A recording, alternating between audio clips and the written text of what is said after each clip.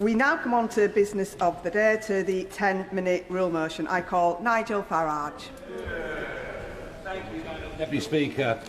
I beg to move that leave be given to bring in a bill to make provision for the United Kingdom to withdraw from the European Convention on Human Rights and to make further provision in connection with the withdrawal of the United Kingdom from that convention. In many ways, this is unfinished business. On June 23, 2016, in the biggest democratic exercise in the history of these islands, the British people, despite being told by all the businesses and all the trade unions and much of the press and most of this House, managed, despite everything, children be quiet.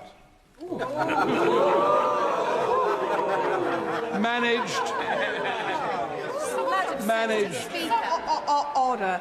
I will be responsible for maintaining order in this chamber. Nigel Farage. Yes, Madam Deputy, I'm sure you will allow me the opportunity to continue to try and say something without such constant interventions, and I thank you for that. And we voted clearly by a massive margin for the British people to bring back the sovereignty. And by the way, what makes me laugh about this isn't just the sovereignty of this country, it's the sovereignty of this very chamber and the people within it, to bring power back to this very place, and that is what we voted for. And of course, one of the most important subsets, one of the biggest reasons for that vote to happen, was the deep alarm at the huge numbers of people coming into our country. The fact that effectively we had open borders, making us poorer in every way.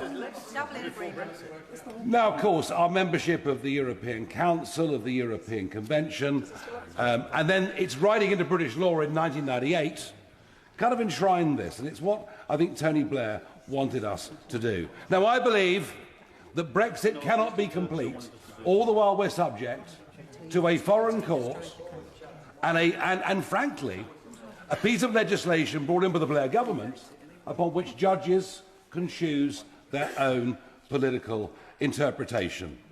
We are not sovereign all the while we are part of the ECHR, the European Council and its associated court. It's as simple as that. And do you wonder, it's marvellous to see the intellectual levels of debate in this place, it really is. Do you wonder that out in the country there is growing frustration? Order. Can I remind members that the honourable gentleman has a 10-minute rule bill in front of this House and should be listened to without interruption. Nigel Farage. Thank you, Madam Deputy Speaker. I was talking about fear growing in the country, anger growing in the country. I sense there's also a bit of that growing in this chamber as well. We do not believe, I do not believe, that it is right that we should, when it comes to controlling our borders, when it comes to who should be able legally to live, work and settle in this country, or indeed who should not be allowed to stay in our country, for this to be under the remit, firstly, of judges in Strasbourg, who, by the way, are jurists, most of them not even legally qualified, and secondly, under the political control of judges in this country who now can make their own interpretation of what we've understood for many, many years to be British common law. This bill intends to restore the power of this Parliament, the power of all of you as MPs, to actually be in control of the things that really matter most to all of your voters, whether they supported you or not. This bill intends to return British common law and to bring back some ideas, rather than state-given rights, of birthrights, of liberty and freedom. These are things that over centuries served our country far better than any other nation in the European continent. This is about liberty, it's about freedom, it's about democratic control. And just think of this. Whatever election result there is, even if 650 of us wanted to change rules on who can come across the channel and who can stay, we could be overruled by a convention we signed up to in 1998. We could literally, don't shake your heads, we could literally be overruled. Literally be overruled. So this is about sovereignty. This is about sovereignty of the country. It's about sovereignty of our parliament. It's about our voters being able to choose the future course and direction of our own country. And that is why this matters. And let's just remind ourselves, very briefly, of some of the worst examples of where the ECHR takes away our democratic rights. To begin, and it's really interesting, isn't it? It was the last Conservative government who decided to put in place the Rwanda legislation. In theory, very good. It would act as a deterrent. Unless you support the criminal gangs, yes, it was a very good idea. A very good idea. Brilliant. The trouble was it couldn't happen. And why couldn't it happen?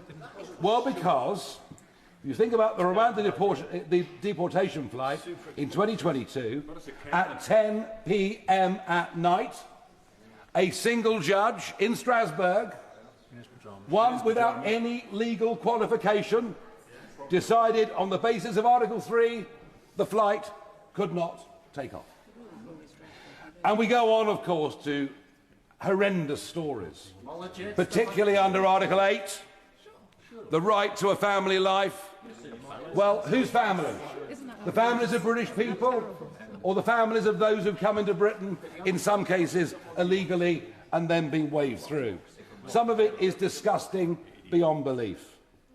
A Pakistani child sex offender dodged deportation on the basis that his removal would harm the children that he'd had in this country.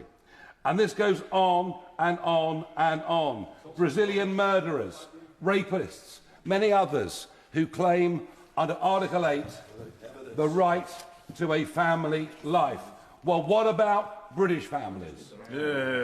What about their rights? What about their freedoms? What are your priorities here as members of this place?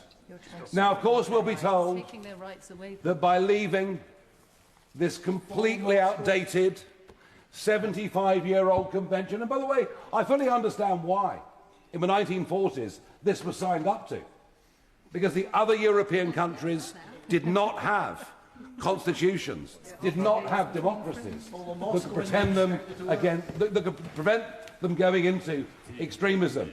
But it's now completely outdated. We are not Russia. We are not Belarus.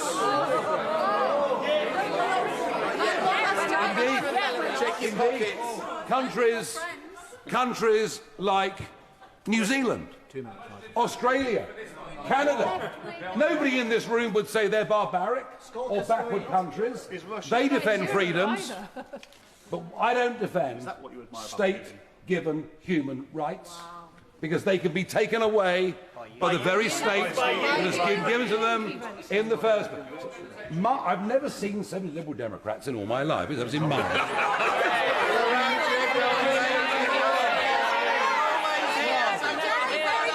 Order! Continue. I would ask the Liberal Democrats and others in this place, what is wrong with you? Do you not believe? Do you not believe? We've got a list for you. You've only got 10 minutes now. Do you not believe this country is good enough to make its own laws? Do you not believe that the country that since Magna Carta has developed the principle of common law, and with its faults perhaps been the best ever developed by civilization, do you not believe we're good enough to make these rules, or we stick with outdated conventions preyed on by human rights lawyers in this country? I move this bill will restore democratic trust and faith in this once great nation. Thank you. Yeah. We've hit 260,000 members. Thank you, everybody. You're all part of the People's Army. You're out there spreading the message, and we are growing fast. And very soon, we'll be the biggest party in the country.